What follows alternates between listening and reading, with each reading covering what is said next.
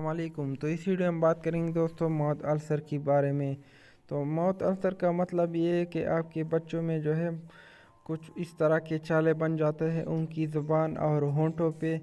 तो उनकी वजह से दोस्तों बच्चे जो है बहुत परेशान हो जाते हैं और उनको दूध पीने में जो शिरख्वार बच्चे होते हैं उनको दूध पीने में बहुत सी मुश्किलात होते हैं। तो इस वीडियो में मैं आपको ऐसी मेडिसिन बताऊंगा जिसके इस्तेमाल से आपका माउथ अल्सर जो है वो ठीक हो जाएगा। तो बच्चों में दोस्तों अक्सर ये फंगल इन्फेक्शन की वजह से होता है, तो उनका मुंह कुछ इस तरह से सफ़ेद हो जाता है।